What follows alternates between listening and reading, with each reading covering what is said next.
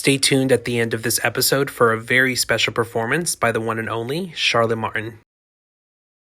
People just want to keep watching Mo. I have a funny story about that song for you that I didn't get to share with you on our first episode. Sabrina Carpenter is my daughter. Alexa, play it. God damn it, Alexa, do your fucking job. It's so hard to raise kids because the world is fucking crazy. Welcome to Unshut, a place where if at any point you feel like you need to shut the up, don't. All right, how are you? This is I'm Chloe. good. Hi, Chloe. How old is she? 4 months old? No. Oh my gosh. Okay, that's the second one you've had though, right? Yes, the first one died. And my son got Grace and I into these. So she is definitely the other mom. But right now she's cat sitting. So I'm doing most of the dragon responsibilities. It's really just for full on, I hate to say it, entertainment. I love it so much. I can't say I've ever had another pet on the show. So this is a first for sure. This is what happens when you've dated assholes. You just give up and go for cold-blooded reptiles. Exactly. The only difference is this one can't talk back. So that's amazing. No, all she can do is love you, poop, and eat bugs, which feeding her bugs is kind of like, I don't know, there's something satisfying about feeding a living thing roaches. Are you ready to roam around and be you? Yes, there she goes. Oh my gosh. So you just let her roam around the house? Mm-hmm. I love it. And she doesn't get lost or anything? Oh, she gets lost. I can only do it when Kiki is not here, our dog, because the dog is divorced and she's shedding right now. So it's not her best look. But yes, she has little station. Right now, I don't have the dog, so I let her just go and she hides in baskets and it's really, she comes out when I play piano. Well, listen, this is the best segue into our random set of questions I have for you. So we'll just start with that. Have you ever written a song about a pet? No. What's it going to take? What does Chloe have to do in get a order song. to get a song from Charlotte Martin? Chloe has to get mom a little bit tipsy, probably, to write a song about her. She's like, there's certain things in my life that are beyond songwriting. Or there's certain things, events that happen that are so painful that I can't write about them right away. She's definitely not painful. But I think just the overall, like, my pets in my life have been attached to people. So she in particular was a gift from an ex. And we tell her once in a while that she's the daughter of Satan. But other than that, like, we're not gonna like make a big deal about it so she can grow up like a normal dragon. Protecting the dragon at all costs. At all costs. But she's like, when I look at her, I think of the person that got her for me. So got her for us, but it was like right before a breakup. So it's just really, that's why I want to take very good care of her. Someone has to do it, right? Someone has to do it, Mo. Someone has to do it. But yeah, there's been experiences, events in my life that are so intense that I sometimes don't even write about them. Do you feel like that's something that's been throughout your entire career? Some things have just been too deep to actually put on paper. Oh, yeah. I had a miscarriage in 2007. And at that point, I'd wanted to have a baby and I was trying and I could not. I don't think I wrote one song about that one. That's why I did reproductions. I'm like, this would be a good time to do other people's songs, but I made them like my viewpoint through the songs were about losing the baby. And then we made a music video about the same thing, about miscarrying. And my ultrasound, people don't know that, is at the end of the video. The beginning and the end, it's the actual ultrasound of the baby before I had the miscarriage. So, I didn't know that. So the very beginning is you see her, very beginning. And then of course we have an actor.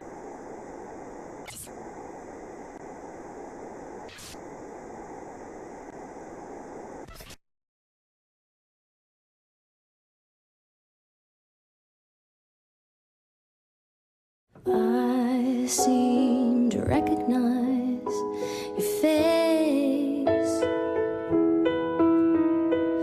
haunting, familiar, but I can't seem to place it. Cannot find the candle of thought to light your name. Lifetimes are catching up with me. All these changes taking place.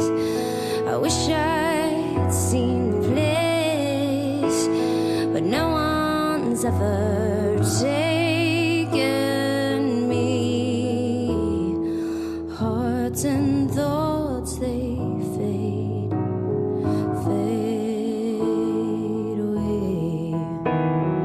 Hearts and thoughts, they fade, fade away. And then I had Ronan, but I have a feeling that one was a girl. I think sometimes people know. Yeah, and I don't know if I'll ever write about it. Maybe. Right Not even now, in a book or anything like that? at this point, and maybe it's because of where I am with my two teenagers, I do think, because I've had more than one miscarriage, I think about like how old the babies would be. And then I think, could I have even been a single mom to 5 kids if I would have, you know what I mean? It's just, and I wanted lots of kids, but in 2024, it's so hard to raise kids. It's so hard to raise kids because the world is fucking crazy.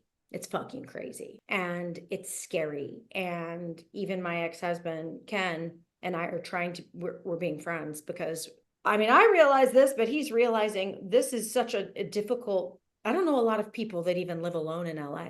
They have to have room. It's that expensive, right? I'm very fortunate that my school does well and I can do that, but I'm even looking to rent out the studio, because the world is insanely expensive for the worst reasons, for the corrupt reasons. And most people, not most, some people, because I know a lot of lovely people, most of them I teach, but in the world, I'm sure you've encountered this, people don't care. And that's why I have the manager that I do, Grace. She cares. Like, it's hard to find people that genuinely, passionately care about just stuff, music, success. Like, people are apathetic and lazy and they're fine with just enough mediocrity. And so then what are you chasing? Are you chasing the money? Well, everybody needs money. I made $1 million at 25 years old and I was 24 and I was the most miserable at that point, more afraid of money than I am now with 2 kids, single mom, hustling it out. It's interesting. It does not buy the heart. It doesn't buy the happiness. And in a lot of ways, even though I need it and you need it and we need things to succeed, then reevaluating what your reasons are behind needing it. When I made $1 million, I gave my church a bunch of money and moved Raven out to LA. I didn't buy a house. I didn't buy anything. I bought a mattress. Do you feel like co-parenting is the reason why you and your ex-husband are able to have somewhat of a friendship? Or if kids weren't involved, you guys would still have a good relationship post-breakup? It's interesting. Like, kids definitely changed the dynamic. And we got together initially. We didn't do music together, but the music definitely kept us together. I mean, we were a team. We were like the indie rock team. We had a label. It was signed to Universal. Like, we were on the cover of things. That's when we were both getting covers of magazines. And I mean, he's obviously been doing it a lot longer than I have. And I have the utmost respect for his work and his talent. And yeah, basically the fighting only drains the resources and you're exhausted. And then the kids pit you against each other. And it's, for having 2 parents that are in rock for a living, I mean, they're not in music. They're not.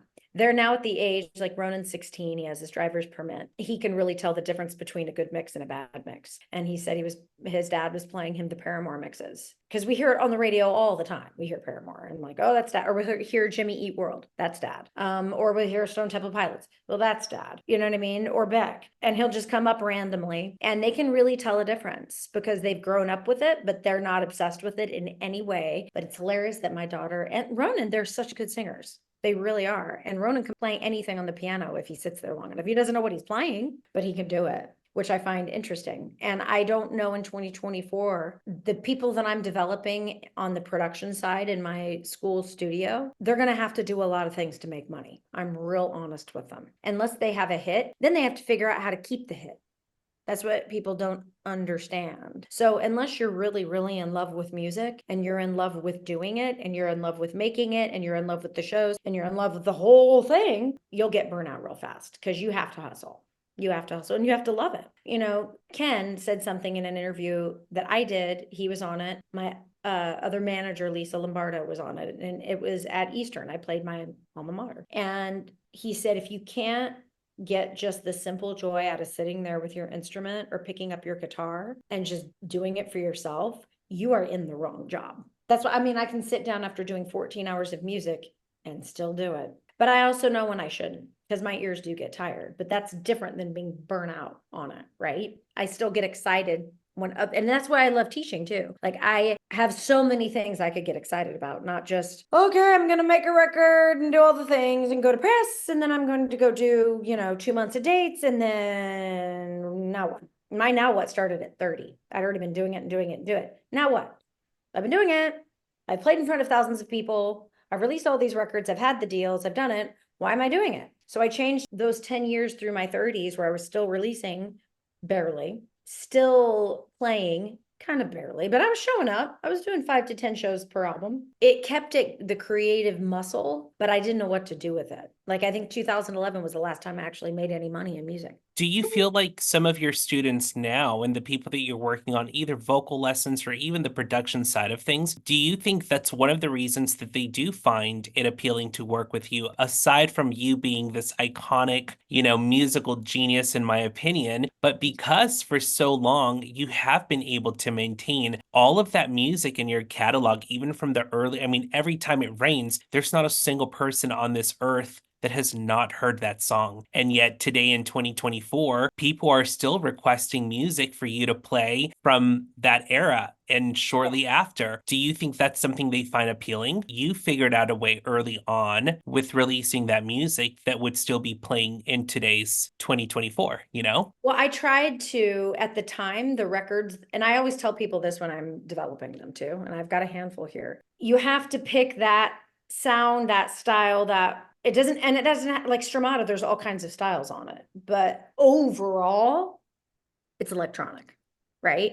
On Your Shore, less electronic. It's live with orchestra. Instead of picking like, well, what's the hottest thing to do? Like hard melody in your vocals so you sound like Drake. I don't know. I love some Drake. I tried at the time to be true to my chops. I'm a classical musician. Period. I'm an opera singer. That's where I started. I grew up playing Bach. My parents are classically trained musicians and teachers. So it would be inauthentic for me to not, and I tried to get away from it. That's why I even have a book, untraining myself, right? But then it all came back around by the time I made Needles. Like I'd figured out, okay, I don't have to sound like Tori Amos. I don't have to sound like Ben Folds. I don't have to sound like Kate Bush. I don't have to sound like Peter Gabriel. Although those things were at the forefront of my mind when I was trying to figure out what the fuck am I going to sound like for On Your Shore and in parentheses. I don't know, because One Girl Army was Ben Foldsy and it got shelved. So at that point, you just got someone with a lot of chops going, okay, like what identity what is you? Trying to find that with people. Well, how do you find it? Write the songs. The songs tell you. They really do. And the kinds of songs that I wrote would have been, for that record especially, like Limits of Our Love. I tried to do that one with Cliff Magnus, who did Avril Lavigne. He's hugely famous, right? We didn't get it right. He's a lovely, lovely guy, lovely producer.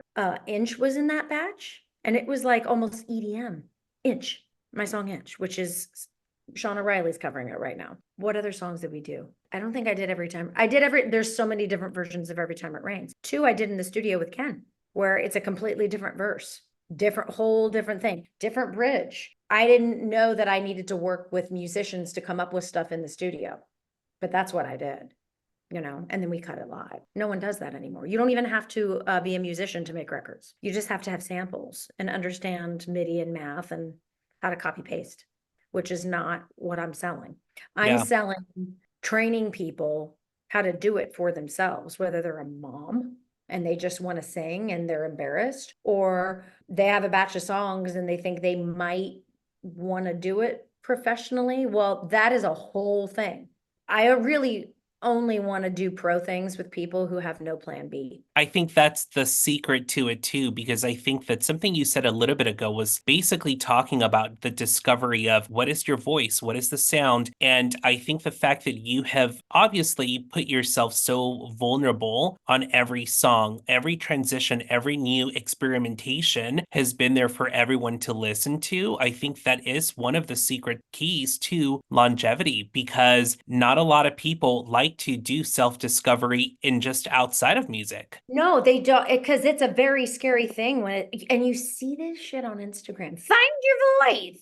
Pay us $300 and we'll help you find your voice. That's not how you find your voice. You find your voice creating art, really. And I do have some singers that are not songwriters and they make it their own. I think it's a little harder if you don't dabble in a little songwriting or have some kind of point of view, you run the risk of sounding generic, right? And there's a lot of technically great singers that I watched my ex-husband turn down that had money, that were amazing, that had no voice, even though some of them even wrote their own songs. And it was just, you could tell they were trying to emulate something else and they hadn't quite. If it's new, how could I explain to you what it is right now? You see what I'm saying? Like, I'm finding sounds for other people. It still takes me time. You know, when Sean O'Reilly came to me on the harp, I mean, I don't play the harp. He's now from working with me organically developed this thing where, yeah, he's influenced by me and Tori Amos for sure. He's also got some classic rock Elton John stuff in there too. And then he plays the harp. So when you put that in the blender and shake it out, his sound still is the songs, because he never would have gotten to the place of the classic rock sound without writing that way. You know, writing bridges,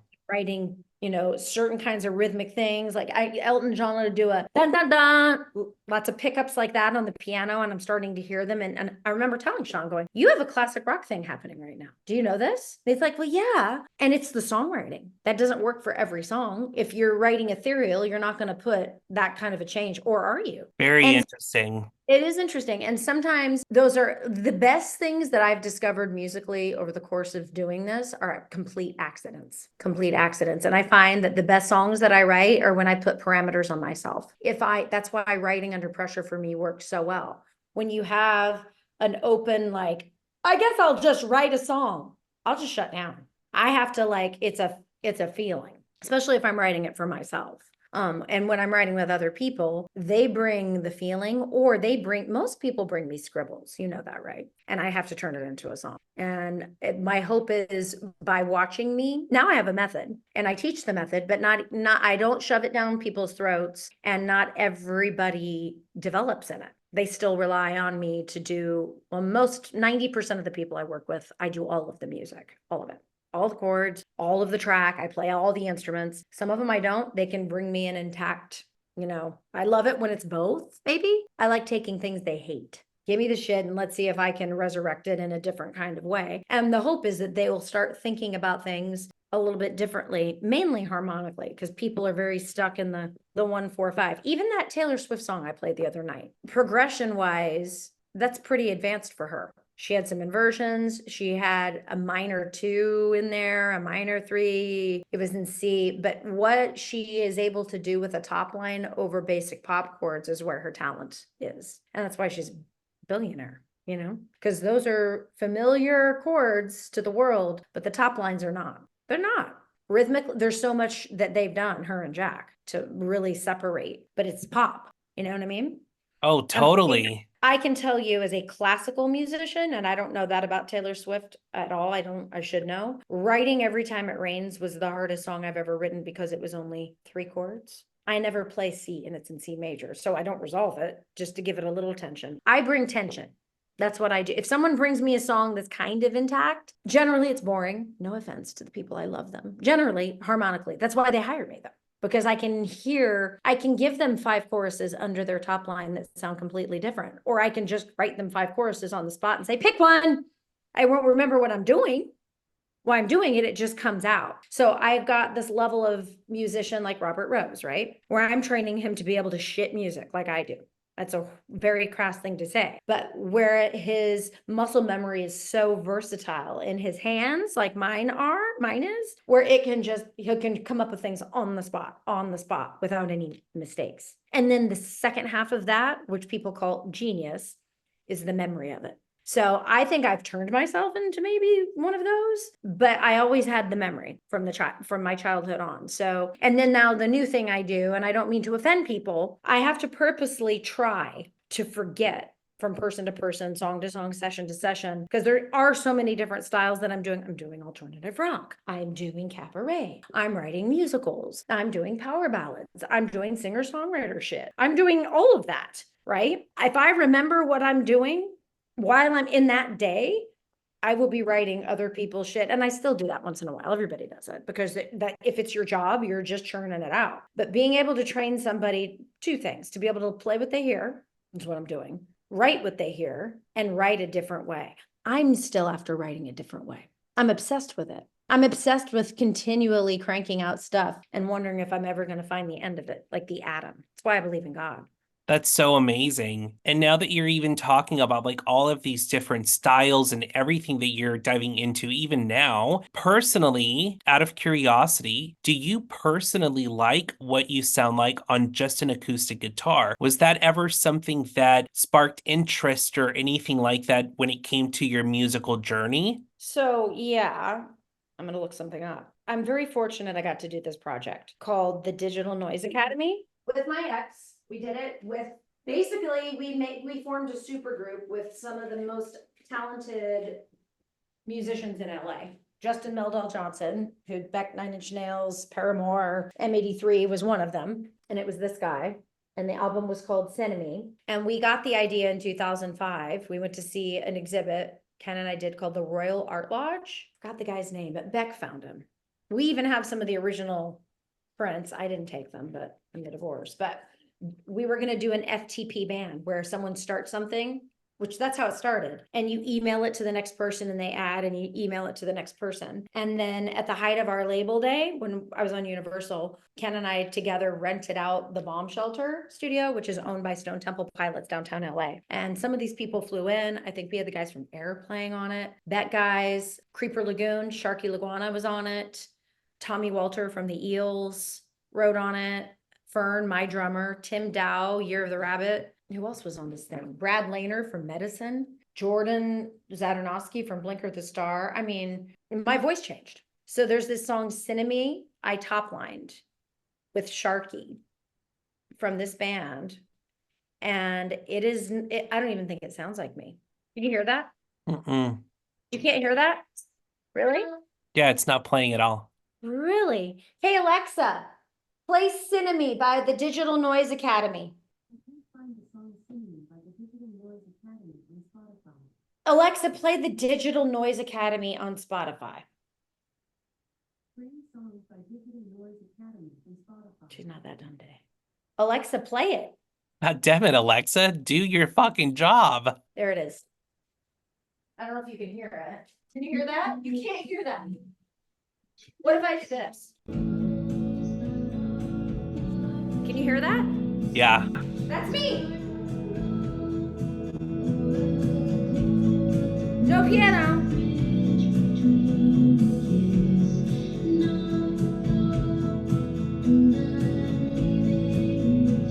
Such a good experience for me to do this kind of writing.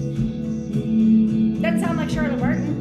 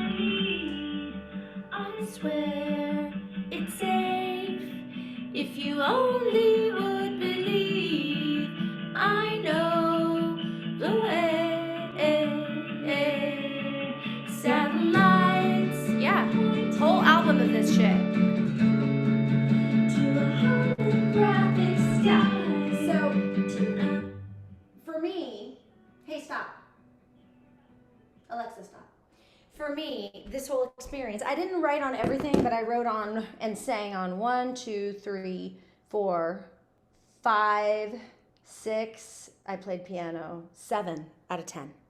That is insane. We made a music video and the whole thing. I'm in the music video for Melting Inside. And I played piano on 1 and didn't sing on it. But the rest of it was me writing for things like that. And then after that, I became a professional songwriter. Not for me, for other people, which is incredibly difficult.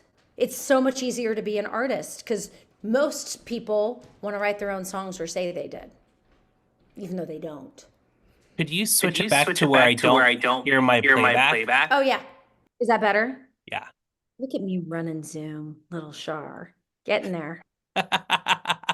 getting there, trying. But those experiences, and I wrote with Ben Lee. We wrote mine on piano though, the one I did with him. Tiesto, I didn't use anything. I mean, I had a track and I top lined it. So yeah, I mean, I've done it so many different ways, but being a songwriter kind of came out of this because I'm like, if I can write with all these different kinds of people and different kinds of artists, why couldn't I just write anything at that point? Because I was scared. And I definitely felt like I never had really writer's block, but I hit burnout many times. I think I told you that story. In 2007, I was like, after this didn't come out until 2009. I'd already had Ronan. That is so genius, though. Like, I am just so mind blown that you even remember all of that because that was like the one thing I wanted to ask you. Like, clearly you have a massive musical catalog, but if there was just obviously any of your original music that you can completely strip the piano away and turn into acoustic, would you do it? And which one would it be? You know, I don't play guitar, right? No, I didn't know that. Here, I thought you're this like instrumental goddess that can play anything. Well, I can program anything, but I can't play guitar. But here's the thing, when you're in production, yeah, it's helpful if you can be a multi-instrumentalist, but I am so proficient on piano. That's where I program drums. I can program guitar if there's keys. Oh yeah. So all of it's done with my fingers, essentially. That's how I produce people. All the drums, all of the stuff is me, like even veins, playing a drum pattern on a keyboard, coming up with the sounds. So I've been doing that for 20 something years. I can play some drums, because I have pretty good rhythm. And sometimes I will. I have drums in my other studio and I'll bring them up here and mic them weird. I mean, the dance was a box and a shoe and then a sample drum. So I'm very much into, and everything on this recording, on this record that we did, this was all musicians live together. We did we wrote the songs and had them kind of demoed, and then everyone flew in for 2 weeks, stayed in LA, and we were at the bomb shelter. They had a great ping pong table. I had so much fun. Writing this. I remember where I was sitting when I wrote Cinnamon with Sharky, and I remember what it was about. I did like all of this stuff. Melting Inside, the one we made the video for, I was pregnant with Ronan when we shot that video, and it was a weird time because I was getting sick. That's when I was starting to have real pain. But for a minute, I mean, we were going to play this thing live and tour, and my illness just prevented us from doing much. That's insane. And now that you've brought up guitar not necessarily being something you play or not something you're good at, I have so many songs that a guitar player, I think, because I'm a wannabe. That's why I do what I like everything, that song, everything. I feel like I do open fourths and fifths because I love Tori Amos, and that sounds like a guitar to me for whatever reason. So maybe of all of my songs, I mean, Gravel Skies is guitar, but I didn't play it. That was Justin and Ken. I did the piano after the fact. Goodbye Song could be pretty. Steel, Inch. Would you ever do Just Like Heaven as in a just raw guitar, even if you're not the one playing it, someone else is right next to you? Would you do that one? Yeah. I mean, originally it's written for guitar. Yes. Oh, okay. Absolutely. I have a funny story about that song for you that I didn't get to share with you on our first episode, so I'm going to share it with you now. So this was literally about a year ago. I'm sitting in the backyard with my family. We're having this big get together, and Just Like Heaven comes on, and I'm just jamming out to it, and I'm like, oh my gosh, I've never heard this version of Charlotte Martin's Just Like Heaven. And my little brother goes, what do you mean? And I'm like, well, this is an original by Charlotte Martin. What are you talking about? And my brother goes, no, this is The Cure. I was mind blown that that was not your original song. And my entire life, I thought, oh my gosh, this is an original by Charlotte Martin. So you want to know something funny? I'm going to make myself look real dumb. But I was in my 20s and I only listened to classical music, okay? Not much pop. So the very first, just to join your club, the very first CD I ever bought, was a CD called Blind by the Sundays. And if you've seen the movie Cruel Intentions, they have a song in there called Wild Horses. So for years, as a kid on up, I thought Wild Horses was by the Sundays. And when I covered it, I thought it was by the Sundays until they're like, okay, we have to get a license for the Rolling Stones. I went, what? That is fucking iconic. But you do know that is a Charlotte Martin touch. Like so many people that have heard covers you've made, they don't know they are covers. But I think that is just something that's just what makes Charlotte Martin the Charlotte Martin. That is the way you're supposed to take a cover. You make it your own. You're not, and I don't even know how to explain it or where I'm even going with what I'm saying, but I feel like you have that power on a lot of music that you have covered. People think it's just you, and that's amazing. And I think I mentioned this at the show. Like, one of my tricks with that is, I've decided it's a trick, but looking back, it may have been ADHD and getting bored and being like, I can't listen to this right now. I'm just going to listen to it once, and here it is. Or I'd like to pull it out at the last minute. But I think it was beneficial for me, because if I would have learned everything note for note, then I'd be ripping it off. And listen, if people want to learn something note for note, I will teach them note for note. I can do it note for note, obviously. I just don't like to for myself, because then it's, I don't know, it's less fresh somehow. 1000%. I agree with that. I did a cover of Blue Monday. I've got to find it, by New Order. And I mean, the lyrics are different and everything at the end, but it kind of works somehow. It still makes sense, and it's subtle. I mean, now looking back, I just didn't have it learned correctly. And I would memorize things fast and memorize things wrong.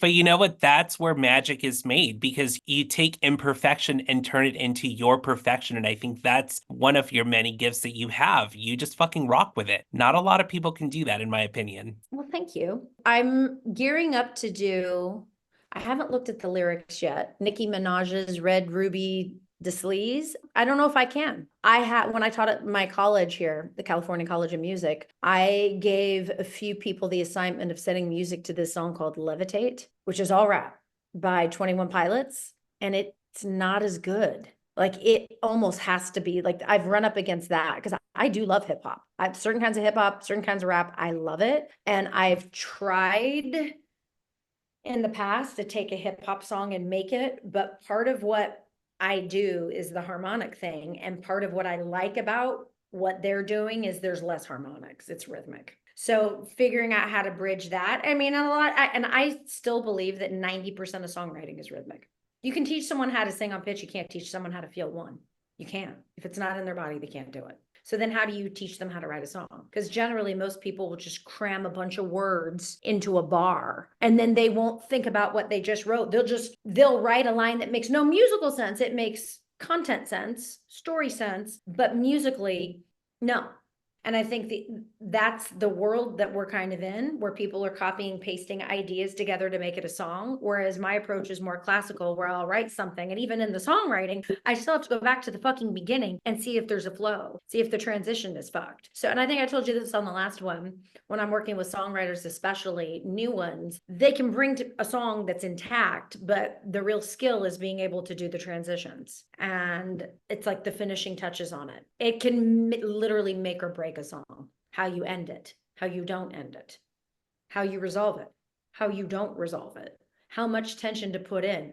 When do you matchy rhyme? When do you not matchy rhyme? The structures are important, but then you need to forget about them. But then you got to remember them. You know what I mean? There's a lot of that, because it's like you're cooking or you're painting. Well, and I feel like that's the perfect way to make it make sense to someone like me who's not a singer-songwriter and doesn't do any of that. That analogy right there is so spot on. And if it makes sense to me, it's making sense with the people you're working with. I love that. Never thought about that. Yeah, I'm really pushing them to write more lyrics. And anybody that's watching this that wants to create songs, start jotting down ideas and have many books and books and books and books of lyrics. Otherwise, I mean, I'm just talking broken thoughts. None of them have to make sense, but that will, number one, train your brain to fire faster when you're actually writing the song. A lot of mine I get the phonetic and rhythmic ideas for the song by reading all the bullshit that I wrote 2 weeks ago.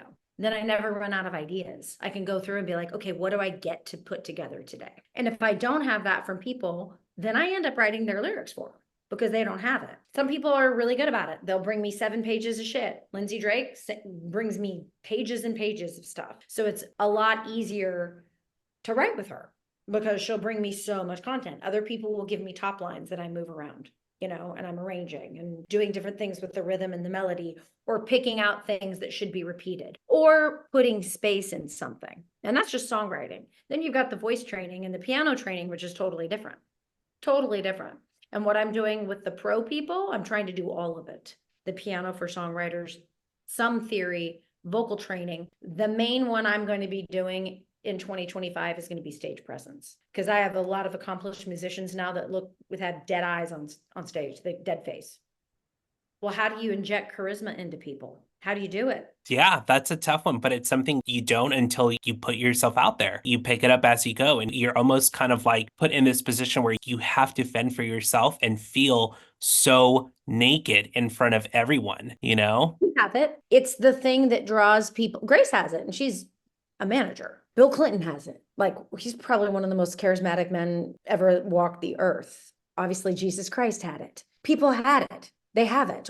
I hear you either have it or you don't. The it factor that makes people just want to keep watching Mo all the time, all the time, all the time. There's just something about you. I think that can be taught, but I think people have to be willing to explore, like you said, a more vulnerable, darker part of their psyche to be that vulnerable on stage, where I can be on any stage now and turn it into a show. Could I at the beginning? No. Was my stage presence always there? Not always. Not always. I mean, it was always there, but I would let things affect it. So knowing that it will be there as soon as my ass is on a stage, that's something that develops over time, but I still have it. And mainly because I've performed in so many different scenarios, and I've been booed off stage, and I've had the standing, like, all from being booed to standing ovation to encores and everything in between. You learn how to adjust for each crowd, each podcast, each thing, and you want to connect at the end of the day. So you do what you have to do to draw people in. And if you don't know how to do that, you need to sign up for a session with me. Absolutely, because I love that so much. The it factor cannot be taught, but we all do have it in there, and it can be pulled out of people. And I think so many people, they cave into this idea that, well, if I don't have it, it's never going to come out. You're just not with the right people. The right people will totally pull that out of you. Jody So pulled it out of me, my first teacher. I mean, and I had it when I was little. I wasn't afraid, but she helped me wield it, if that makes sense, and adjust it. And sometimes at the beginning it would be too big, and other times it would be too small. Now, depending on it's different every time I play. Even online shows, it's a different vibe, because the people that are watching you are bringing their own energy to your performance. So being able to tap into that, or the people you're talking to make your podcast successful and make this a hit show, every single person you interview is going to have a different thing that you're pulling out, right? To make people keep watching the shit, because everybody could watch everything. What makes them want to watch ours, right? exactly, 1000%. And something real quick, I want to backtrack with you real quick. When it came to the songwriting process, can you think of any song that you have put out that started off as just a title, that did not come with any breakout of ideas, but you knew what you wanted it to be titled, and that's where you stemmed Stromata. from? Which one? Stromata. Ah, Because I read the word in a dictionary and said, that's the title of my record. I guess I need to write the song. that's amazing. I love that. Language of God, too. It was based off a book by Francis Crawford, the former Surgeon General. Because I also feel like that is also what makes it so, in my opinion, so intriguing of why people should work with you, because you have methods that can really come from any angle. You have a song title, we can make a song from it. You've got scribbles and notes, we can make a song. Exactly. Lastly, I know before we start to wrap things up, there's one thing I do want to do with you, because you already know the premise of the show is to get you to talk about things you've never talked about on record. And this one, I know for sure, Charlotte Martin, you have never, ever done this in an interview. I know that for sure. Are you ready?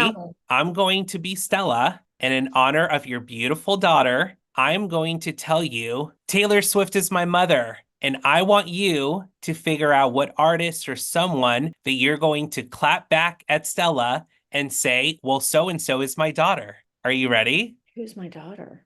It could be like Olivia Rodrigo, Oh, Chappell Roan, someone that she would be like, really, mom? Okay, who's my daughter? Okay, are you ready? I'm ready. All right. You know what, mom? Taylor Swift is my mother now. Sabrina Carpenter is my daughter. And Melanie Martinez. They're twins. Real odd ones, like me. As soon as she says motherfucker, I'm like, I'm a fan. Hell yeah. Yeah, and some of the songs, Chappell Roan, honestly, that song Casual. I like know. her rock stuff. She's got the voice for it. I love the super pop, but like that song Casual, oh my God. Some of her darker stuff, I would love to hear her make an even darker record, less poppy record, more harder, heavier record, harder writing, darker. It would be so epic. Right? Thank you for doing that with me because I know that's for sure something you've never done on an interview. So I love to have it on fucking record now. And It's on record, but Stella's still my number one. absolutely, she'll always be. Very quickly, tell everyone the new record that's coming out, tell everyone the album coming out, and hopefully you put me as your number one contact as soon as you have a live date show in 2025, because I'm flying my ass to LA to watch you live as soon as you have that locked down. That's also a message for Grace. Let me know, keep me posted. I'm putting you in the front row then. That's happening. And we're going to do another one.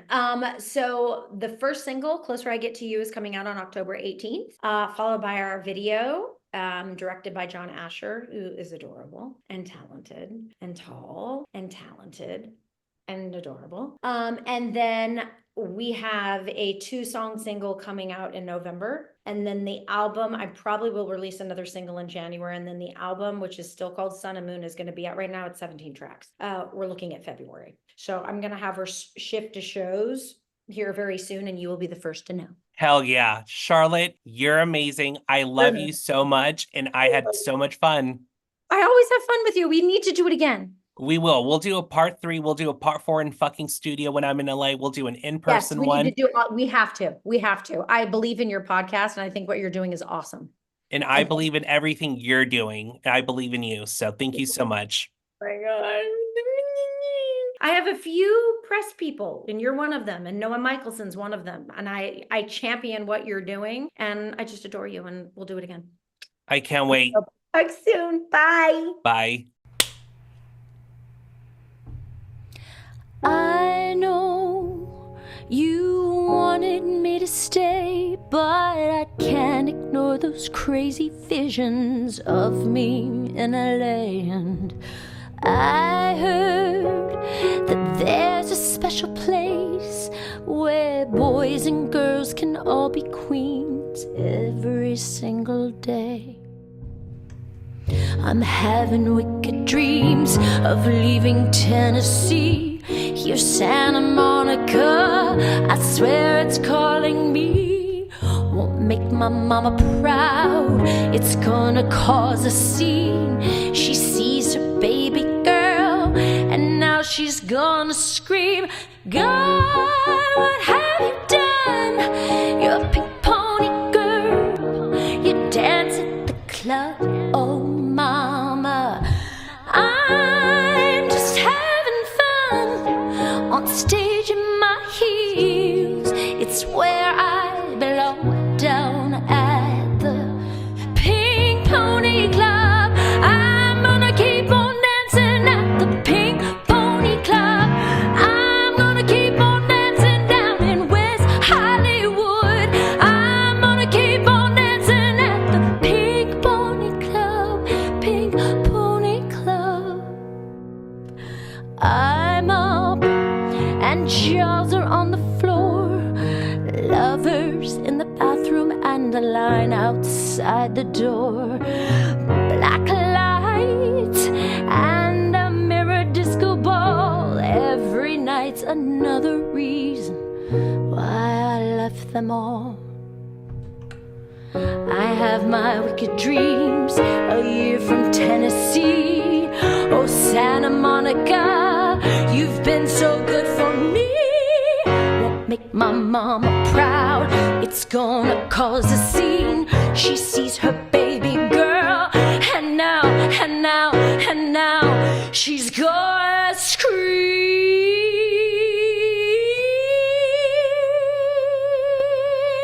God, what have you done? You're a big pony girl, you dance at the club, oh mama.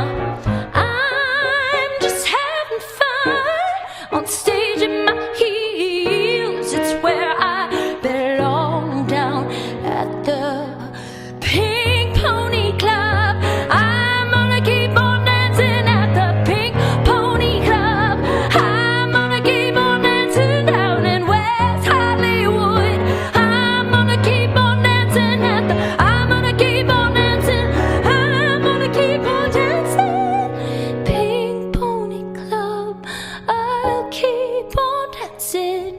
Pink Pony Club. I'll keep romancing at the Pink Pony Club. Watch me, I'm still dancing at the Pink Pony Club. Pink Pony Club.